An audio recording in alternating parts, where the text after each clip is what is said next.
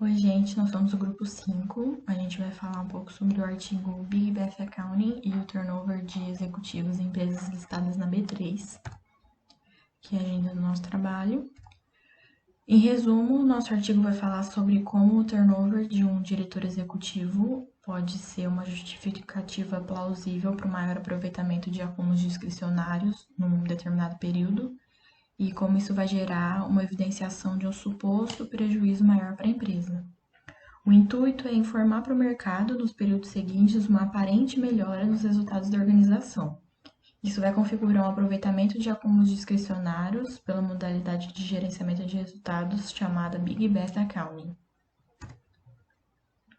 A rotatividade de funcionários é um grande problema das organizações, e quando isso está relacionado a uma mudança de um CEO da empresa, esse problema é ainda maior, porque envolve custos transacionais, com mudanças estratégicas da empresa, custos trabalhistas rescisórios, treinamentos e as adaptações do novo colaborador.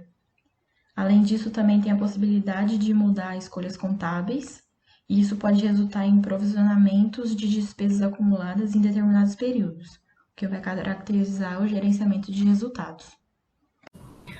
Uma das modalidades de gerenciamento de resultados é denominada Big Bath Accounting, e ela baseia-se na capacidade de modificar alguns elementos contábeis com o intuito de, por exemplo, minimizar o lucro em um ano que a empresa já esteja num período ruim.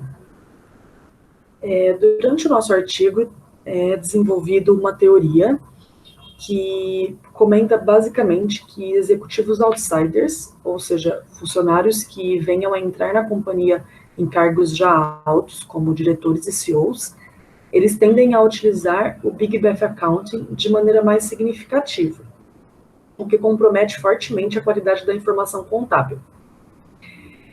Considerando esse cenário, que o estudo pretende, então, identificar em que medida a mudança dos executivos das empresas listadas na B3 está associada ao Big Bath Account, já que eles acreditam que existe uma relação significativa.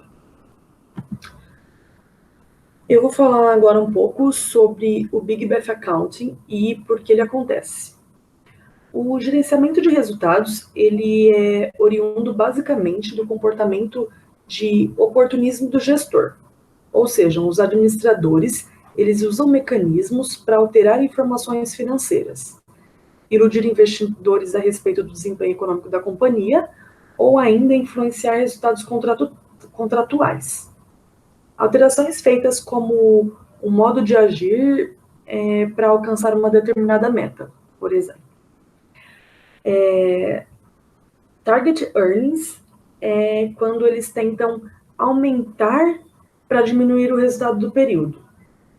Ou seja, o quanto eles podem fazer isso para impulsionar os períodos futuros. Income smoothing é uma forma de suavizar os resultados com a redução de variação dos resultados anuais. Ou seja, eles eliminam curvas altas e baixas durante a vida da empresa. E o Big Bath Accounting, que é uma maneira de piorar os resultados atuais em prol de lucros futuros. Bom, perfeito. Agora que nós já entendemos o que é o Big Bath Accounting, agora precisamos entender quem que toma essa decisão. Antes disso, nós precisamos entender mais a fundo o que é uma cúpula administrativa. Toda organização tem uma cúpula administrativa, que ela tem como objetivo ajudar a formar as estratégias da companhia e principalmente a definir as metas e objetivos que serão estabelecidas naquele ano.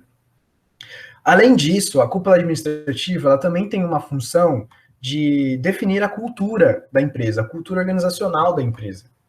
E ela que se mostra, apresenta, né, tipo, se mostra responsável pela empresa, ela que responde pela empresa caso, independente de frente a algum fenômeno contábil ou econômico. Enfim, beleza. Agora que a gente entendeu que a cúpula administrativa tem essa função, a gente tem que entender quem que toma a decisão do BBA. A cúpula administrativa, ela vai dar responsabilidade para um gestor. Ela vai definir um gestor que vai cuidar dessa responsabilidade de cuidar e mensurar e avaliar a mensuração do lucro da empresa, de executar e avaliar a mensuração do lucro da empresa. Então, durante esse processo, o que acontece? A cúpula administrativa, ela vai ajudar a organizar toda essa estratégia e estratégia da companhia e metas e objetivos, e o gestor vai possuir a responsabilidade de executar essa avaliação e mensuração do lucro. E por que isso é importante? Porque o gestor, ele vai participar dessa cúpula administrativa, onde vai ser formada a estratégia, e depois esse mesmo gestor, vai definir, vai usar de artifícios de gerenciamento contábil, como, por exemplo, a prática do BBA, para que a estratégia e as metas e objetivos estejam alinhados com o que foi definido pela cúpula administrativa. Então, esse gestor, ele tem essa função de gerar essas informações fidedignas e coniventes com a realidade, e, ao mesmo tempo, seguir as estratégias, metas e objetivos definidos pela cúpula administrativa junto a ele. Feito, agora que a gente já entendeu como que funciona a cúpula administrativa, a gente entra na questão da cultura corporativa. Por que a gente está falando aqui de cultura corporativa? Porque a cultura corporativa, ela vai ser a responsável por influenciar a mudança do executivo. Ela que vai influenciar a mudança, a troca do gestor, do CEO da empresa. E da mesma forma, a cultura corporativa, ela também tem influência, ela também consegue, né, moderar o desempenho da companhia. Principalmente se essa cultura corporativa for muito voltada para resultado, para entregas rápidas, né, respostas rápidas para o mercado e para os investidores.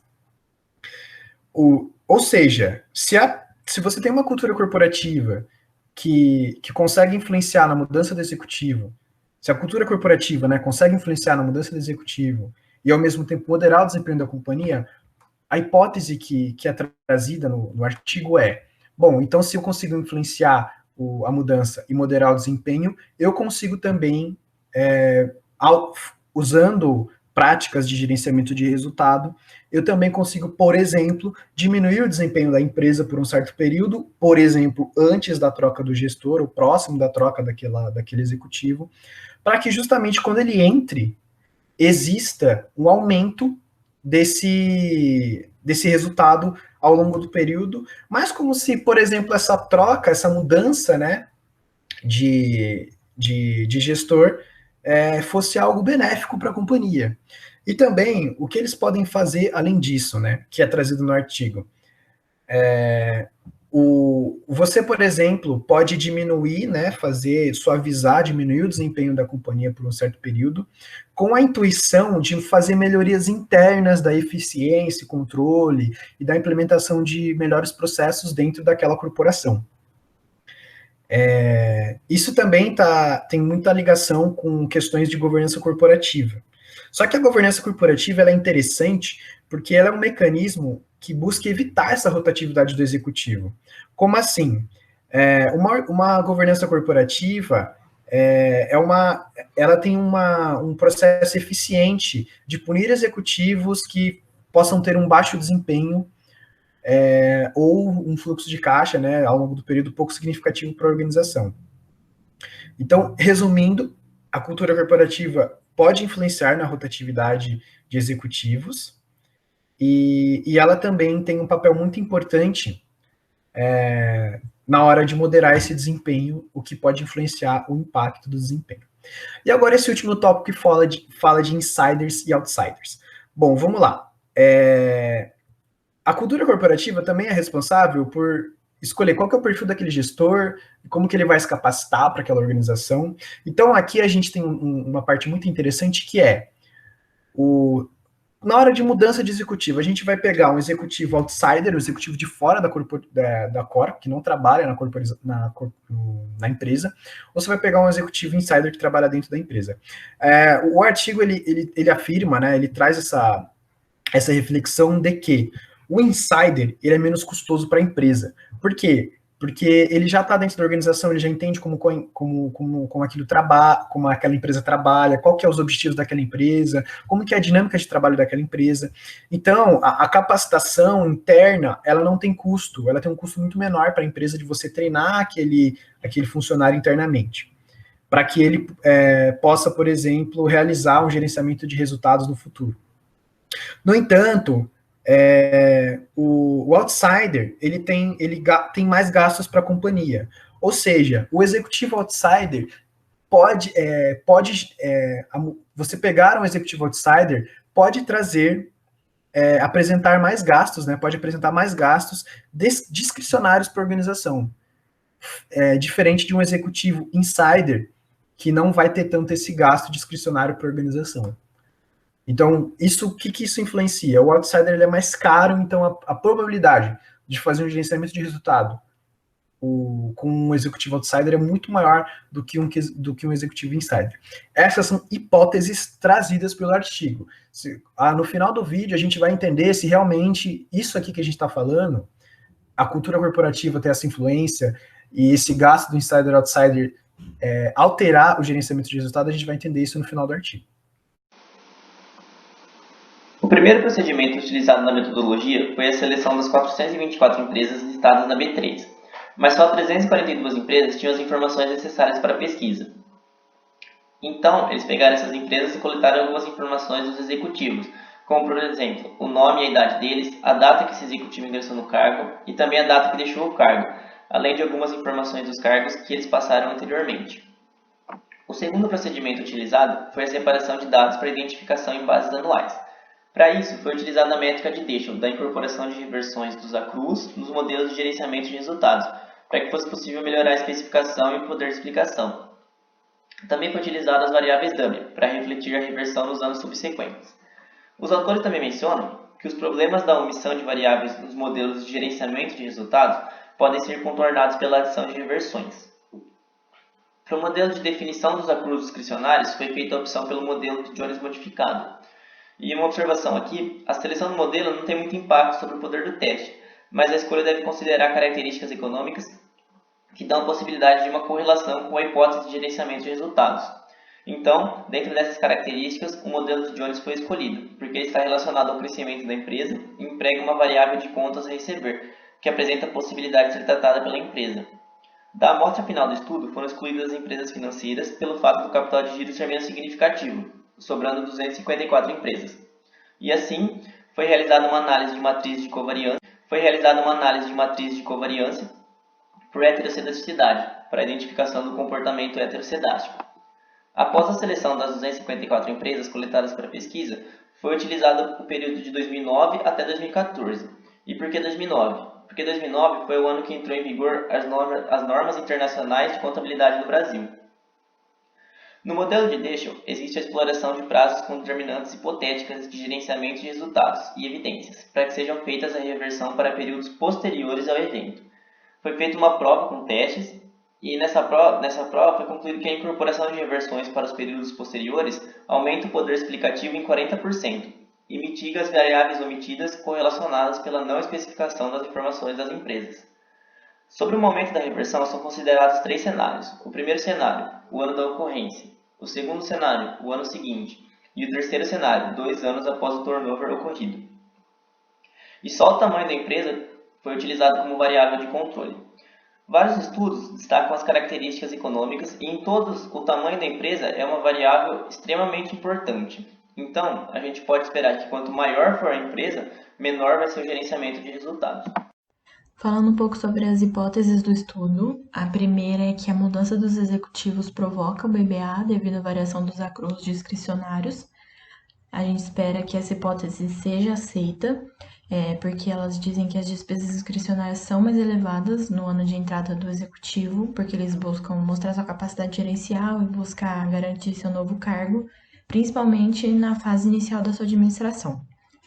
A hipótese 2 é que o novo executivo outsider apresenta mais gastos discricionários do que o insider.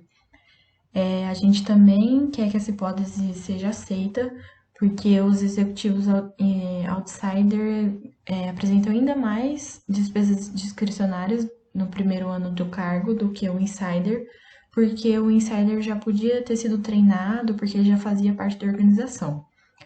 Para o insider é atribuído o valor de dummy 0 e para o outsider o valor de dummy 1. Sobre os softwares usados, o primeiro foi usado para análise descritiva, verificação de outliers, teste de normalidade, verificação de homogeneidade das variâncias. E o segundo software foi usado para fazer análise de dados em painel. Bom, dando continuidade à análise do artigo, na seção de resultados, os dados foram analisados com base nas hipóteses do estudo. Primeiramente, foi realizado um levantamento da idade, período na empresa, tipos de contratação entre os outsiders e os insiders e a quantidade de turnover por ano, que foram representados na tabela 1. Baseado nessa análise, visualizamos que há uma alta rotatividade de executivos. Isso não só prejudica a consolidação de uma cultura organizacional da empresa, quanto gera altos custos de transição, que serão direcionados para os treinamentos e custos rescisórios do contrato. Além, é claro, da adaptação periódica ao novo cargo. E outra característica importante dessa análise é que o recrutamento ocorre internamente, na maioria das vezes. A partir disso, na sequência, os dados foram importados para um software de análise estatística, para a realização de regressão de dados em painel, com as variáveis de controle, tamanho da empresa, ocorrência de turnover, capital de giro, entre outros. As significâncias, conforme a tabela 2, foram destacadas por notas. Sendo assim, apenas uma das variáveis nesse modelo se mostrou significante, referente ao total dos ativos ou porte da empresa. De modo geral, por não ocorrer relações significantes entre as variáveis, a relação inicialmente testada entre o turnover dos executivos e os acréscimos dos capitais de giro não foram conclusivas, e por isso não representaram a hipótese testada. Esses dados só geraram algumas conclusões que foram discutidas posteriormente, relacionadas aos sinais obtidos na análise. Após a estimativa inicial, usou-se o modelo de Jones, que foi representado na tabela 3, para verificar a ocorrência de gerenciamento de resultados entre essas variáveis, que seriam os accruals totais, o ativo total da empresa, a variação das receitas e contas a receber, entre outros. Novamente, as notas representam as significâncias. A partir dessa análise, as variáveis principais foram significantes, com destaque para a variável de controle, que representa o tamanho da empresa, e para o imobilizado. Dessa forma, por exemplo, foi constatado que a variação entre os accruals totais e o tamanho da empresa é positiva e significante. O que isso representa? Que não há indícios de gerenciamento no decréscimo dos resultados, pelo menos nos períodos analisados no estudo. Então, a gente não tem indícios suficientes para fornecer uma conclusão para a hipótese. Mesmo assim, novamente o turnover não se mostrou significante para essa análise, reforçando a questão de que a hipótese inicialmente testada não representa uma conclusão óbvia. Então, basicamente, essas análises estatísticas deram um respaldo para o estudo em questão, fornecendo indícios de que o turnover não foi significante para a ocorrência das hipóteses. Enfim, voltando às hipóteses, tínhamos H1, que dizia que a mudança de executivos provocava o BBA, devido à variação dos accruals discricionários, e H2, que dizia que o executivo outsider apresentava mais gastos discricionários do que um novo executivo insider. Tendo isso em mente, ambas as hipóteses, tanto H1 quanto H2, não foram comprovadas através da metodologia utilizada na pesquisa, sendo que, em H1, não foi possível provar que esse turnover de executivos ocasionava gerenciamento de resultados, e H2 também não foi possível provar que o executivo outsider apresentava mais gastos discricionários em relação ao novo executivo insider. Concluindo, vimos que o artigo buscou identificar a relação entre o turnover dos executivos das empresas listadas na B3 com o BBA, partindo da hipótese que o BBA é o provisionamento intencional de algumas despesas em períodos que empresas já esperam um lucro baixo ou até um certo prejuízo. Como dito anteriormente no slide anterior, o artigo não conseguiu provar nenhuma das suas hipóteses, contrariando alguns artigos parecidos feitos em outros países, como o de Bornemann et al. Em 2015, que tratava do mesmo assunto em empresas alemãs. Isso pode ser devido a alguns problemas, diferenças na metodologia utilizada, ou uma diferença entre as empresas brasileiras e as alemãs analisadas por ambos os artigos. Por isso, é sugerido ao autor uma análise parecida com essa feita nesse artigo, mas utilizando novas métricas, mais empresas, em um período até maior. Bom, só reforçando, o estudo realmente poderia ter tido resultados mais fidedignos se houvesse um maior espaço amostral, uma análise mais profunda e inclusive ter colhido melhor as informações das empresas. É possível perceber que na tabela 1 do artigo, que está na área de análise de dados, não há informações muito claras a respeito da idade dos executivos. Acredito que falta muita informação. Nem aparece o tempo que eles estão nas empresas. Muitas dessas respostas estão sem dados ou informações insuficientes, sendo que essa análise poderia ser útil não só nesse artigo, mas para a elaboração de artigos futuros que poderiam usar esse artigo de base. Enfim, a pesquisa abrange um tema muito interessante, porém um pouco específico, fazendo com que seja realmente difícil encontrar uma metodologia eficiente e clara. Porém, seu tema é muito interessante e pouco estudado no Brasil, e acredito que é necessário para os usuários das informações entender melhor quais são as situações em que alguns métodos de gerenciamento de resultado são aplicados. Bom, é isso. Obrigado a todos.